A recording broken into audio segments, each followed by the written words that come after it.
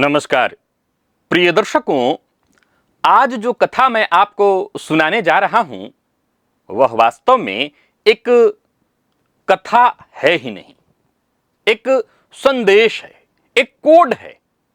एक ऐसा कोड जो हजारों वर्षों से हमारे सामने है, किंतु हम उसे केवल भक्ति कथा समझकर सुन लेते हैं और आगे बढ़ जाते हैं। हमारे ऋषि, हमारे पूर्वज अद्भुत थे। वो जानते थे कि साधारण भाषा में लिखा हुआ ज्ञान 2-4 पीढ़ियों में मिट जाएगा। राजा बदलेंगे, भाषाएं बदलेंगी, सभ्यताएं बदलेंगी। तब उन्होंने एक अद्भुत निर्णय लिया।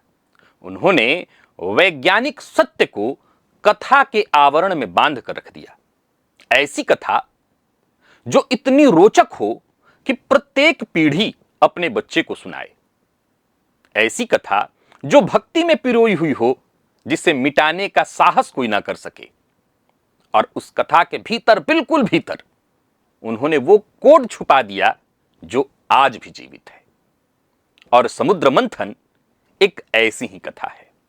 आज मैं आपको इस कथा के भीतर के कोड को बताने वाला हूं, लेकिन उससे पूर्व एक और कहानी सुनाना चाहता हूं, जहां से इस कार्यक्रम को हम आरंभ करेंगे। एक कहानी प्रचलित है राजा की। राजा विश्व विजय पर निकला था, हर एक देश को जीतता जा रहा था। ऐसे ही अपने सैनिकों के साथ एक और देश को जीतने के लिए वो निकला। उसके घोड़ों के दौड़ने से पृथ्वी कांप रही थी, लेकिन वहीं एक फकीर या एक संत जमीन पर सोए हुए थे। मुख पर उनके आभा मंडल तेज। उन्होंने ध्यान तक नहीं दिया राजा के इस कोलाहल को। राजा को आश्चर्य हुआ। वो उतरे अपने रथ से। राजा संत के पास पहुंचा और कहा कि मैं विश्व विजेता बनने वाला हूं। आपको देखा, इच्छा हुई आपसे कहूं कि आपको कुछ चाहिए तो मांगिए। संत ने एक प्रश्न पूछा, राजा, ये जो तुम कर रहे हो इससे क्या मिलेगा तुम्हें? तो राजा ने कहा कि मैं पूरी पृथ्वी को जीतने की तैयारी में हूं। अब कुछ ही देश बाकी हैं, अब इनको जीत लूंगा तो मैं विश्व विजयी बन जाऊंगा। संत ने पूछा, इसके बाद क्या करोगे? तो राजा ने कहा कि जब सारी पृथ्वी ही मेरे नियंत्रण में होगी तो सब जगह शांति ही शांति, सारा मेरा नियंत्रण, मैं आराम से सोऊंगा। राजा ने कहा, जो तुम तब करोगे मैं वो अब कर रहा हूं। यह कहानी उस दर्शक के लिए या उन दर्शकों के लिए है जो ज्योतिष की बातें जब सुनते हैं तो ये कहते हैं कि ये ग्रह केवल भारत में ही लागू होते हैं, विदेशों में नहीं। वो इतने आगे बढ़ते जा रहे हैं और हमारा देश बस इन्हीं पाखंडियों के चक्कर में पड़ा हुआ है। वैसे तो मुझे लगता है कि इस कहानी से आपके प्रश्न का जवाब मिल गया होगा। नहीं तो पाखंड तो यहां खैर है ही नहीं, यह समझने का विषय है। पुष्पक विमान के बारे में सुना है? आज्ञा देने से वो चलने लगता था। अब ये जो एआई है, इसके चलते ऑटो मोड पर गाड़ियां चलने लगी हैं। कुछ दिनों के बाद विमान चलने लगेंगे। तो आज से 25-50 साल पहले हम तब भी पाखंडी थे, अब भी पाखंडी हैं। अलग बात है, यह जरूर दोष दिया जा सकता है कि जब हमारे ऋषियों ने ढूंढ लिया, हमारे उन अद्भुत पूर्वजों ने ढूंढ लिया, टाइम ट्रेवल कर लिया, तो हमने क्यों आगे नहीं ढूंढा? हां, यह कमी मानी जा सकती है, यह कमी मानी जा सकती है। लेकिन शायद हम उस संत की भांति हैं, जो तुम तब करोगे हम अब कर रहे हैं। हम जान गए हैं कि चाहे जितना भी भाग लो, अंत में यही शांति है, जहां इन चीजों का कोई मतलब नहीं रह जाएगा। आइए समुद्र मंथन की कथा की ओर चलते हैं और आज पुरानी दृष्टि से नहीं, एक नई दृष्टि से इस कथा को समझेंगे।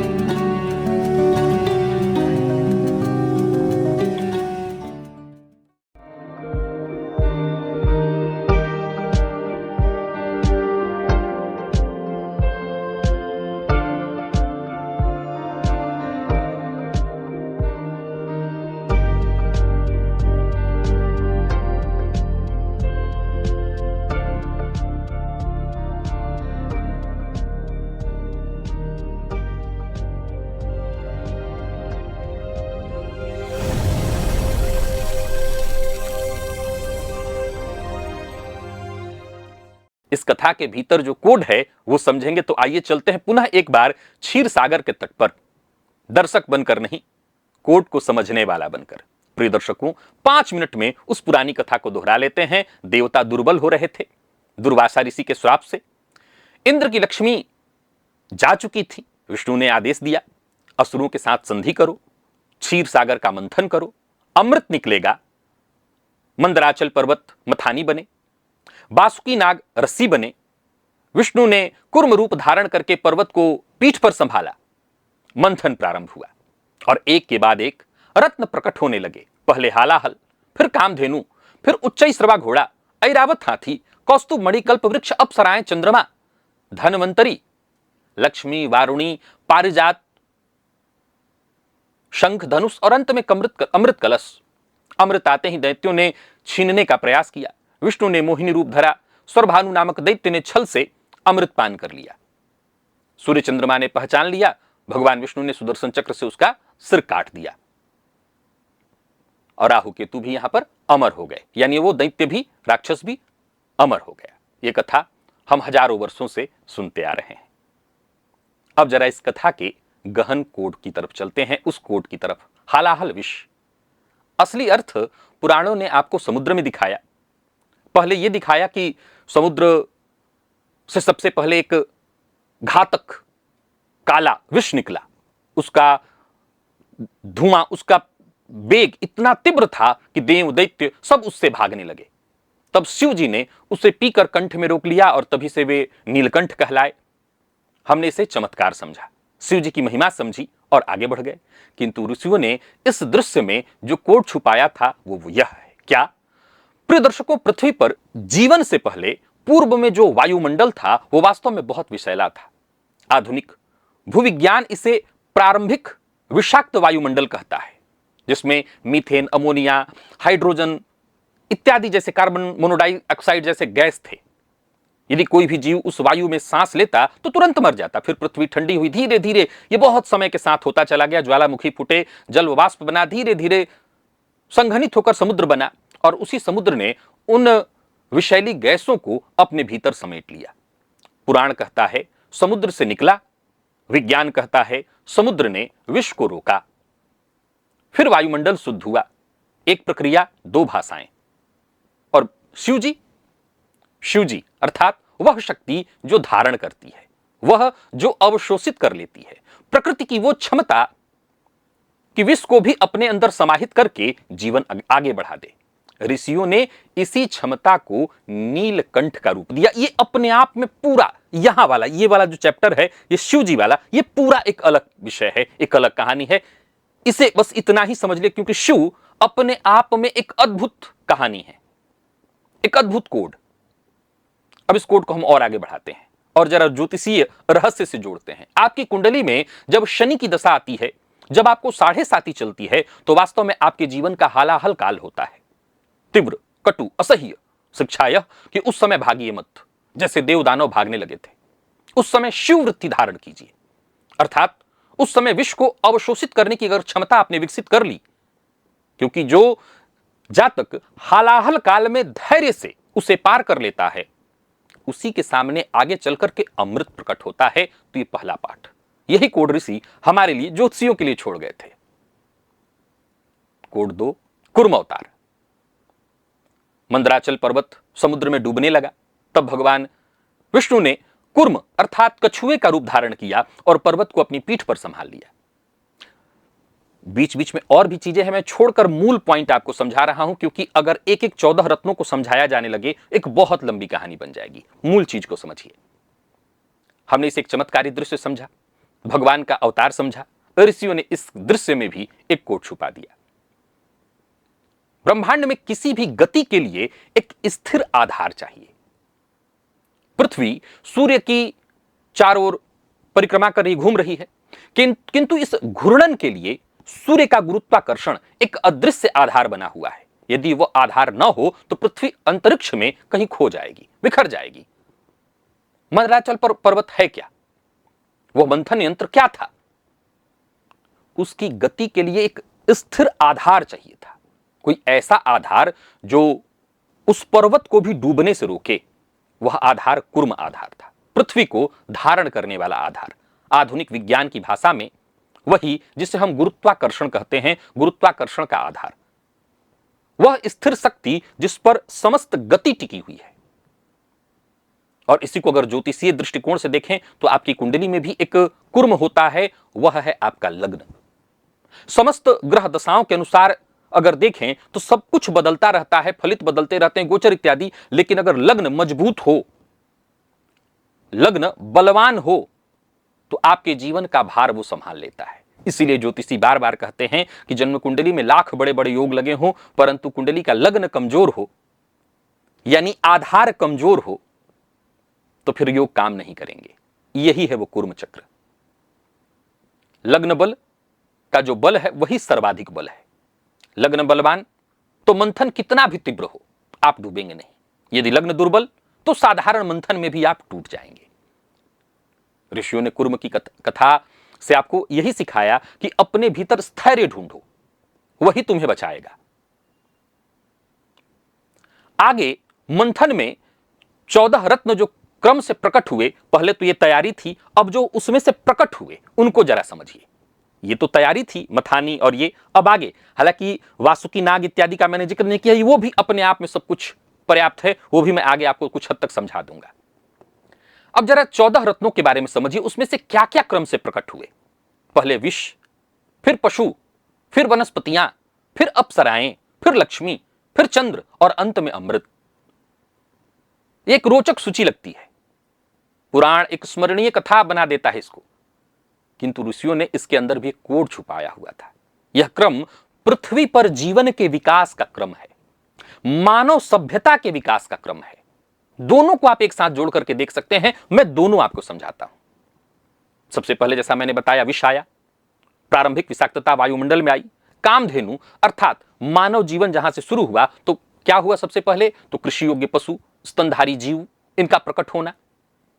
जब इंसान, अच्छा मैं यहां पर एक बात और आपको बताना चाहता हूं, चूंकि समय को देखते हुए मैं कहानी जल्दी खत्म करूंगा, लेकिन कहानी को सुनने के बाद फिर आप इस कहानी को छोड़ मत दीजिएगा, एक बार ध्यान से सोचिएगा, आपको इस कहानी में से कई सारी कहानियां दिखाई पड़ने लगेंगी। जैसे कैसे ये क्रम बढ़ा होगा, उस क्रम को आप मेरी कहानी से आगे समझ सकते हैं। फिर अश्व और हाथी, यानी जहां पर और विकसित होते गए लोग, और अधिक विकसित हुए, स्तनधारी और आए, फिर कल्प वृक्ष, पारिजात, वनस्पति जगत का परिष्कार हुआ। यहीं अप्सराएं आई, अर्थात मनुष्य की सौंदर्य चेतना का जागरण हुआ, कला का जन्म हुआ। सबसे पहले ये आ जाता है, यानी दूसरे तीसरे नंबर पर ही ये जागृत हो जाता है, यानी स्त्रियों में लज्जा होना इत्यादि। आप समझ रहे हैं, जो पढ़े हो थोड़ा बहुत भी वो समझ जाएंगे। फिर आती है लक्ष्मी। गौर करिएगा, लक्ष्मी का रोल बहुत अभी आगे, और स्थिर लक्ष्मी का रोल तो और आगे है।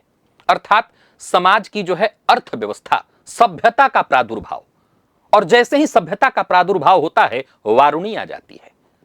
कृषि युग के साथ साथ मादक पदार्थों की खोज, ये साथ साथ चलता है, इसको हटाया नहीं जा सकता। फिर आए चंद्र, अर्थात जब आप सामान्यतः देखें तो कालगणना, और उससे अलग देखें तो जब आप खूब नशे में हो जाते हैं, फिर एक ऐसा समय आता है कि खुद पर धिक्कार होता है, समझते हैं मैं क्या कर रहा हूं। और अंत में आते हैं अमृत कलश लेकर के धन्वंतरी, अर्थात चिकित्सा विज्ञान। अगर सामान्यतः देखें तो उस समय के लिए मनुष्य का सर्वोच्च आविष्कार यही है, चिकित्सा, मानव जीवन को बचाना। इसको और भी अगर अलग तरीके से देखें तो सभ्यता के क्रम से भी आप जोड़ करके देख सकते हैं। हमारी जो सभ्यता बढ़ी है उसको भी जरा देखिए। प्रत्येक जीवन की पहली परीक्षा, प्रत्येक सभ्यता का प्रारंभिक संघर्ष, बिना संकट के विकास नहीं हो सकता है। भाई, जब सभ्यता का विकास होता है तो संकट ही से वो शुरुआत होता है। कामधेनु अर्थात भौतिक पोषण का साधन, पशु, दूध, अन्न, प्रारंभिक जीविका। प्रत्येक मनुष्य के जीवन में पहले रोटी की चिंता आती है। प्रत्येक सभ्यता को पहले खेती और पशुपालन, फिर आते हैं उच्चैश्रवा अश्व और ऐरावत हाथी, अर्थात वेग, अर्थात शक्ति। हम आम घर में यही करते हैं, पहले रोटी की व्यवस्था करते हैं, रोटी हो जाता है तो अब सोचते हैं कुछ गाड़ी वाड़ी भी हो जाती, एसी लग जाती, यातायात का साधन ढूंढते हैं। फिर जीविका का विस्तार आगे बढ़ने लगता है, फिर कौस्तुभमणि, फिर कल्पवृक्ष, अर्थात सब रत्न। ये सब क्या है, तो वनस्पति, वैभव, समृद्धि के साधन। फिर आती है अप्सराएं। जैसे ही सब कुछ जीवन में आता है, हमें सौंदर्य बोध हो जाता है, हम सोचते हैं घर थोड़ा और सजा होना चाहिए, सुंदरियां इत्यादि इत्यादि, कला और संगीत का प्रकट होना। और जब पेट भर जाता है तो मनुष्य सौंदर्य की ओर मुड़ता है। फिर आती है लक्ष्मी। ध्यान रखिएगा, ये सब के बाद अभी लक्ष्मी आ रही है और अभी भी खेल बाकी है। लक्ष्मी अर्थात स्थिर आर्थिक वैभव, समृद्धि का संगठित रूप, समाज में मान प्रतिष्ठा फिर तब आपकी बढ़ती है। और वहीं पर आ जाता है वारुणी। जैसे ही आपकी प्रतिष्ठा बढ़ती है, जैसे ही समाज में मान सम्मान बढ़ता है, आप वारुणी की ओर चले जाते हैं। खेल यहां सारा छुपा हुआ है। भोग का चरम, भोग की प्रवृत्ति, यह अनिवार्य चरण है, यह छूटता नहीं है। प्रिय दर्शकों, यह मत भूलिएगा कि वारुणी का अर्थ शराब हमेशा नहीं है। यह वारुणी हर किसी के जीवन में आती है, जो पी रहा हो, जो न पी रहा हो। जैसे ही ये सारी शक्तियां आती हैं, ये क्रम जैसे जैसे इंसान पार करता है, हर किसी के जीवन में वारुणी आना तय है। ये वारुणी आएगी। इस वारुणी से बचे तो फिर मानसिक संतुलन की ओर आप भागते हैं। भोग के पश्चात ही मन थकता है, भोग के पश्चात ही मन थकता है, और तब साधक को समझ आता है कि वास्तविक सुख मन के संतुलन में है, मन के संतुलन में है। और तब अंत में आते हैं धन्वंतरी अमृत कलश के साथ आरोग्य बोध और जीवन के परम तत्व का स्पर्श, आत्मा का बोध। यही क्रम है। संकट से जीविका, जीविका से समृद्धि, समृद्धि से सौंदर्य, सौंदर्य से वैभव और वैभव से भोग, भोग से थकान, थकान से संतुलन और अंत में परम बोध। क्या आपको चकित नहीं कर रहा?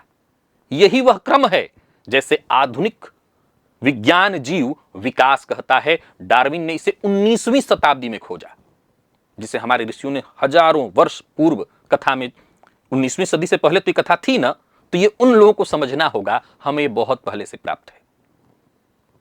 इसी को जरा सा अपने जन्म कुंडली पर आधारित करके देखिए, ये 14 रत्न कैसे प्रकट होते हैं। जिस दशा क्रम में आप चल रहे हो, वही 14 चरणों वाला विकास है। जिस दशा में आप, जिस किसी दशा में हो, चाहे वो मारक की दशा क्यों ना हो, कारक की दशा क्यों ना हो, सब में यह विकास क्रम सेम होता है। पहले विष, फिर भौतिक उपलब्धियां, फिर समृद्धि, फिर मन का संतुलन, और अंत में यदि आप अडिग रहे तो आत्मबोध की अंतिम दशा, अमृत दशा। अब कोई जातक कहता है कि मेरे पास पैसे कब तक आएंगे, तो शास्त्रोक्त उत्तर क्रम से ही है, और हर बार यही है। पहले विष पार करो, फिर पशु शक्ति अर्थात मेहनत, फिर लक्ष्मी अपने आप आएंगी। प्रिय दर्शकों, राहु केतु का रहस्य तो और गहरा है। पुराण ने केवल बताया स्वरभानु नामक दैत्य ने छल से अमृत पान कर लिया, विष्णु ने सुदर्शन चक्र से उनका सिर काट दिया, सिर अमर हुआ, धड़ अमर हुआ। हमने इसे एक नाटकीय दृश्य समझा, एक दैत्य की दंड कथा समझी, किंतु ऋषियों ने इस एक दृश्य में जो कोड छुपाया था, वो समस्त ज्योतिष जगत का गूढ़तम रहस्य है। यह भी अपने आप एक अलग विषय में, पहले इसी को बना रहा था, फिर इसमें मैंने समुद्र मंथन की कथा ला दी। ये अपने आप में पूरा एक विषय है। कल्पना कीजिए, आप अंतरिक्ष में बहुत ऊपर से सौर मंडल को देख रहे हैं। आप देखेंगे कि सूर्य के चारों ओर पृथ्वी एक विशाल वृत्त बनाए हुए घूम रही है। उस वृत्त के तल को खगोल शास्त्र क्रांति वृत्त कहता है। और अभी इसी समय पृथ्वी के चारों ओर सूर्य की परिक्रमा पृथ्वी और पृथ्वी की परिक्रमा चंद्रमा, किंतु चंद्र कक्षा का तल पृथ्वी की कक्षा से लगभग 5 अंश के झुकाव पर है। दो तल जब एक कोण पर मिलते हैं तो केवल 2 स्थानों पर ही एक दूसरे को काटते हैं। एक स्थान पर चंद्र क्रांति वृत्त को नीचे से ऊपर पार करता है, दूसरे पर ऊपर से नीचे। इन्हीं 2 स्थानों को आधुनिक विज्ञान पात बिंदु कहता है, लूनर नोड्स। और यही पात बिंदु पुराण के राहु और केतु हैं। राहु केतु पदार्थ नहीं, ये कोई पिंड नहीं जिन्हें तस्वीर के द्वारा देखा जा सके। ये केवल आकाशीय गणित के 2 बिंदु हैं, ज्यामितीय बिंदु। और चूंकि ये पात बिंदु पृथ्वी के व्यास के 2 विपरीत छोरों पर पड़ते हैं, ये सदा एक दूसरे के सामने यानी 180 डिग्री पर रहते हैं। और ज्यामिति का ये अनिवार्य नियम है। ऋषियों के दृष्टिकोण से देखें तो एक बिंदु, एक तत्व के बिंदु एक ही है, उसके 2 तत्व के, उसके 2 छोर पदार्थ रूप में नहीं, और सदा एक दूसरे के परस्पर विरुद्ध। यह भी ध्यान रखिएगा, सदा एक दूसरे के परस्पर विरुद्ध हैं ये। आकाश में अगर हम देखें तो सब कुछ दिखाई पड़ता है, ये हमें दिखाई नहीं पड़ते, ये हमें दिखाई नहीं पड़ते। अब अगर मान लीजिए ऋषियों ने राहु केतु की एक कथा नहीं बनाई होती, सोचिए इस बात को एक बार विचार करिए, राहु केतु की ये कथा नहीं बनाई होती तो बहुत संभव है कि हम 19वीं शताब्दी में आकर के या 18वीं शताब्दी के लास्ट में आकर के कहीं जाने होते, जब ग्रहों को देखा जाता, समझा जाता, तो इसके बारे में कोई चर्चा उठती। हम बहुत पहले से जानते थे। और उसके पीछे तर्क क्या था? यह कहानी, एक ऐसी कहानी जिसमें आप कह सकते हैं डराने वाली बातें हैं। जिससे नहीं समझ में आया उसने कहा पाखंड। लेकिन जरा गौर करिए, इस पाखंड में राहु केतु के साथ उन्होंने सारी बातें हमें बता दी थी। अगर नहीं बताया होता तो 2 पीढ़ियों में ज्ञान लुप्त हो जाता, बाद में लोग ढूंढते। प्रिय दर्शकों, मैं बात केवल भारत के ऋषियों की नहीं कर रहा हूं, और अन्यतम देशों ने भी जहां इस तरह के खोजी हुए हैं, उन्होंने इसका खोज किया और सबने एक जैसा ही इसको देखा। एक प्राणी जिसका सिर काटकर अलग कर दिया, दोनों भाग जो है जीवित और दोनों परस्पर विरुद्ध, दोनों एक जीव से उत्पन्न, क्या इससे अधिक शानदार रूपक, श्रेष्ठ रूपक किसी ज्यामितीय अक्ष का हो सकता है? और यही कारण है आपकी कुंडली में राहु केतु जिस भाव में होते हैं उससे ठीक एक दूसरे के सामने वाले भाव में होते हैं, सदा 180 अंश की दूरी पर। यह संयोग नहीं है, गणितीय अनिवार्यता है, जिसे पुराण ने सिर और धड़ कहकर के संकेत किया। अब अगर देखा जाए तो इसी बात को हम लेकर के आगे बढ़ जाते हैं, तमाम जितने भी सभ्यताएं हुई हैं उनको छोड़ देते हैं। इसके बाद हम आगे बढ़ जाएं तो अब हमारे पास और भी कुछ कोड निकल करके आते हैं, उस कोड को समझने का हम प्रयत्न करते हैं। प्रिय दर्शकों, राहु आपकी गहन इच्छा है। राहु कौन है? आपकी गहन इच्छा, जो आपको स्वयं भी पता नहीं है, यही राहु है। यूं समझ लीजिए कि आपके भीतर छुपी हुई एक ऐसी इच्छा जो पता नहीं कब से छुपी हुई है, वही राहु है। और केतु आपका सबसे गहन त्याग है, जिसकी ओर कभी आप जाना ही नहीं चाहते, अनिच्छा से भी नहीं मुड़ना चाहते। समझने का प्रयत्न करिए, एक ऐसी चाहत जो वर्षों वर्षों से आपके भीतर दबी हुई है, वो राहु है। और एक ऐसा त्याग जिसकी ओर आप अनिच्छा से भी नहीं मुड़ना चाहते, वही केतु है। और दोनों एक दूसरे की ओर खींच रहे हैं, एक दूसरे से आपको खींच रहे हैं। दोनों मिलकर आपकी आत्मा को बैलेंस किए हुए हैं, इसी पर आपकी आत्मा टिकी हुई है। अच्छा, एक और बात, जब समुद्र से लक्ष्मी निकली तो लक्ष्मी ने विष्णु को वर्ण किया, विष्णु का वर्ण किया। पुराण ने हमें इसकी कथा सुनाई, समस्त दैत्यों देवताओं को छोड़कर मात्र विष्णु का ही उन्होंने वर्ण किया। और हम इसे हमेशा से मानते आ रहे हैं कि हमेशा से ही लक्ष्मी तो विष्णु की ही है, कथा की भांति हम इसको समझ गए। इसमें भी एक अद्भुत रहस्य छुपा हुआ है। लक्ष्मी अर्थात समृद्धि, लक्ष्मी अर्थात समृद्धि, विष्णु अर्थात पालन, शक्ति, पालन की शक्ति, स्थिति तत्व, धारण क्षमता। मैं लाइन अपने कार्यक्रमों में कहा करता हूं बहुत पहले से कि मान लीजिए एक ऐसा व्यक्ति है जो सामान्य कोई काम करता है, बहुत सामान्य सा काम, अगर उसको अंबानी की संपत्ति दे दी जाए तो क्या होगा? कुछ नहीं, कुछ दिनों में खत्म हो जाएगा। अंबानी की संपत्ति वो संभाल ही नहीं सकता, क्योंकि पात्रता नहीं होगी, धारण क्षमता, धारण शक्ति नहीं होगी। तो आपको चाहे जितना कुछ दे दिया जाए, पल भर में समाप्त। यानी उसको हमें उतना ही मिलता है जितना धारण करने की हमारे पास क्षमता हो। ये बात हमेशा याद रखिए। यही धारण शक्ति न ब्रह्मा के पास थी, न विष्णु के शिव के पास। वो धारण शक्ति केवल और केवल विष्णु के पास, वो क्षमता केवल और केवल विष्णु के पास, क्योंकि वही पालक है। फलतः उनके पास टिकी, बाकियों के पास, जिनके पास धारण शक्ति नहीं है, लक्ष्मी आ भी जाती हैं तो चंचला बन करके आती हैं, आज हैं कल नहीं। इसीलिए लक्ष्मी ने ब्रह्मा को नहीं चुना, क्योंकि ब्रह्मा कौन? तो सृजन तत्व है, स्थिति नहीं है। शिव को नहीं चुना, क्यों? क्योंकि वो संहार तत्व हैं, स्थिति नहीं है। क्यों केवल विष्णु को चुना? क्योंकि वो स्थिति तत्व रखते हैं, स्थिरता, पालन। वो आपकी कुंडली में लग्नेश आपका विष्णु तत्व है, आत्मबल, धारण शक्ति, और धनेश आपकी लक्ष्मी। यदि लग्नेश और धनेश का शुभ संबंध हो जाए तभी लक्ष्मी आपके जीवन में स्थिर रहती हैं, अन्यथा वह आती जाती रहती हैं। यानी लग्नेश और धनेश का संबंध षडाष्टक बन जाए इत्यादि, तो लक्ष्मी आएंगी और जाएंगी। ये धन योग देखकर प्रसन्न होने वाली बात नहीं, बस ये जानना है कि संबंध लग्नेश और धनेश का कैसे बना हुआ है। और आत्मबल कमजोर हो, लग्नेश कमजोर हो, तो धन योग होने के चलते धन आएगा और जाएगा। पुराण ने यही तो कहा कि लक्ष्मी आएंगी और चली जाएंगी। प्रिय दर्शकों, एक और प्रश्न खड़ा होता है कि समुद्र मंथन के पश्चात सबको अमृत पिलाने के लिए भगवान ने मोहिनी रूप ही क्यों लिया? आखिर कोई और भी कारण होगा, कोई और भी रूप ले सकते थे वो, मोहिनी रूप ही क्यों? अमृत कलश को देखकर दैत्यों ने उसे छीनने के लिए, जैसे ही उस कलश को देखा, छीनने के लिए आतुर हुए। देखा जाए तो भगवान के सभी रूपों अवतारों में एक स्त्री अवतार यही है, एक यही अवतार है। हमने इसको क्या समझा? एक भगवान ने चतुराई भरा निर्णय लिया, रणनीति वाला समझ लिया, और उन्होंने एक रूप बना लिया। प्रिय दर्शकों, हमारे ऋषि कहानी भी जो कहते थे वो अबूझ अद्भुत कोड वाला कहानी। इसको जरा समझिए, ये राक्षस है कौन? ये राक्षस हमारे भीतर भी, अभी कहानी अंत में बाकी है थोड़ी सी। अहंकार। अहंकार जब उग्र शक्ति के सामने आती है तो प्रतिरोध करने लगती है। अहंकार जब उग्र शक्ति के सामने आती है तो प्रतिरोध करने लगती है, संघर्ष करने लगती है। लेकिन जब वही अहंकार मोहक शक्ति के सामने आती है तो स्वतः समर्पित हो जाती है। दैत्य वृत्ति को जीतने का मात्र यही मार्ग है, उग्र विरोध से नहीं, मोहक समर्पण से। यह इतना बड़ा अद्भुत कोड छुपा हुआ है हर जगह, हर जगह। राहु आपकी कुंडली में दैत्य वृत्ति है, उसे जीतने का सीधा उग्र मार्ग नहीं, उग्र विरोध नहीं, वो और प्रबल हो जाएगा।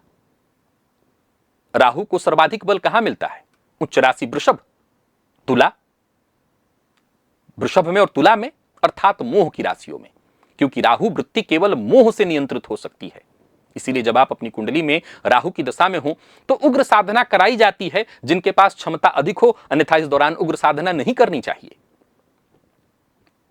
इस दौरान देवी की आराधना, शुक्र को बलि करना, यानी मोहिनी रूप, जब ऐसा करेंगे तो आपका राहु आपका शांत हो जाएगा। यहां भी एक कोड और एक अंतिम कोड। शास्त्र कहते हैं कि ग्रहण काल में, खूब इस पर तो लोग जितना मजाक उड़ाना उड़ाते हैं कि ग्रहण काल में किया गया जप सहस्त्र गुना फल देता है। हम इसे परंपरा मान करके करते हैं, हम इसे परंपरा ही तो मानते हैं कि नहीं, करते आए हैं लोग, करना चाहिए। कई कुछ लोग कहते हैं ये क्या बकवास है, ये घटना है, घटित हो रही है। प्रिय दर्शकों, कुछ भी ऐसा नहीं है, सबके पीछे तर्क है, बिना तर्क कुछ भी नहीं है। ग्रहण के समय सूर्य, पृथ्वी, चंद्र एक सीधी रेखा में आ जाते हैं। साधारण दिनों में तीनों भिन्न भिन्न कोणों पर होते हैं और उनके गुरुत्वाकर्षण है अलग अलग दिशाओं में खिंचाव डालते हैं, किंतु ग्रहण के समय में ये एक रेखा पर गुरुत्वाकर्षण डालते हैं। इनकी गुरुत्वाकर्षण शक्तियां संगठित हो जाती हैं। समुद्र की ज्वार भाटा अधिक प्रबल, यह वैज्ञानिक तथ्य है। और चूंकि मनुष्य का जो शरीर है वो लगभग 70% जल है, यह संगठित शक्ति आपके भीतर के जल पर भी सूक्ष्म प्रभाव डालती है। अब इस अद्भुत संरेख स्थिति में जब आप ध्यान करते हैं तब आपकी चेतना उस ब्रह्मांडीय लय में एक हो जाती है। और यही कारण है कि साधना का, आज तक आपको साधना के बारे में क्या बताया गया? आप मेरे भी कार्यक्रम में कई बार सुन चुके हैं, सर्वश्रेष्ठ जप कौन सा है? मानसिक जप। यही तो बताता रहता हूं। तो जब एक ही स्थिति में एक जगह पर गुरुत्वाकर्षण का प्रभाव पड़ने लगेगा, आपका मन अगर वहां स्थिर थोड़ा भी हो गया तो सीधी सी बात यही तो कह रहे हो, सहस्त्र गुना फल मिल जाएगा। बहुत सरल सी बात है। और ऋषियों ने इस सत्य को सहस्रों वर्ष पूर्व समझा था और आपके लिए कथा में पिरोकर छोड़ दिया था। और सबसे अंत में सभी कोडों का एक अंतिम, एक और कोड, इसे भी जरा समझ लीजिए। यह आपकी अपनी कुंडली में इस क्षण भी घटित हो रहा है। यह समुद्र मंथन जारी है। आपका जीवन एक क्षीर सागर है। आपके भीतर ग्रह यानी तत्व, ध्यान से सुनिएगा, यहां ग्रह का अर्थ तत्व है। मैं हमेशा समझाता रहता हूं, तत्व देव और दैत्य के रूप में है। और मंदार पर्वत यानी मंदराचल पर्वत आपका मेरुदंड है। वासुकी नाग आपकी सुषुम्ना नाड़ी है। कुर्म आपका लग्न, स्थायी आधार, अगर वो बलवान है तभी यह समुद्र मंथन ठीक से चल सकता है। और दशा, अंतरदशा जो चल रही है वही वर्तमान मंथन है। पहले विष आएगा, कष्ट आएगा, बाधाएं आएंगी, संकट आएगा, फिर फल शक्ति अर्थात मेहनत, संघर्ष का चरण, फिर रत्न, उपलब्धियां, फिर लक्ष्मी, समृद्धि, फिर चंद्रमा, मन का संतुलन, और अंत तो गत्वा सब में अगर आप अडिग रहे तो आत्मबोध हो जाएगा, जिसको आप बार बार पूछते हैं, मोक्ष कब होगा, मोक्ष कब होगा। ये क्रम है, इस क्रम को जीतना होगा, इस क्रम को जीतना होगा। और इसी मंथन में ही राहु केतु भी बार बार प्रकट होते रहते हैं। आपके दो ध्रुव, एक इच्छा का त्याग, दूसरा एक इच्छा जो हम चाहते हैं और एक उस इच्छा का त्याग, दोनों मिलकर के आत्मा को, आत्मा का अक्ष बना करके इन्होंने रखा है। ऋषियों ने ये सब कुछ कथा में पिरोकर इसलिए छोड़ा कि आज भी हजारों वर्ष बाद हम इसे कहानी के रूप में तो कम से कम याद रखे हैं। और कहानी ही याद रहती है, याद रखिएगा हमेशा। अरण्य कथा गईल वन में, सोचा अपना मन में। सुना है आपने ना, दादी नानियों से जो कथाएं सुनते थे वो जानते थे कथा ही जीवित रहेगी, कथा ही जीवित रहेगी। और धर्म से जोड़ दिया ताकि कोई छेड़ने का दुस्साहस न कर सके। आशा करता हूं ये कहानी आपको पसंद आई होगी। अपने भीतर के समुद्र मंथन को आपने पहचान लिया होगा। अगर कार्यक्रम अच्छा लगा तो पिछला वाला तो बहुत अच्छा नहीं चला था, लेकिन कई दर्शकों ने कहा कि भले ये कम चले लेकिन ये हम देखना चाहते हैं। तो अगली बार एक और शानदार कथा के साथ और ज्योतिष से जोड़कर उस कथा को हम समझने का प्रयत्न करेंगे, विज्ञान से जोड़कर भी। तब आप समझ पाएंगे, अपने इस सनातन धर्म के गर्भ में छुपे हुए इन रत्नों को देख पाएंगे, जान पाएंगे। आज के लिए बस इतना ही, इजाजत दीजिए, पुनः मुलाकात होगी। तब तक के लिए नमस्कार।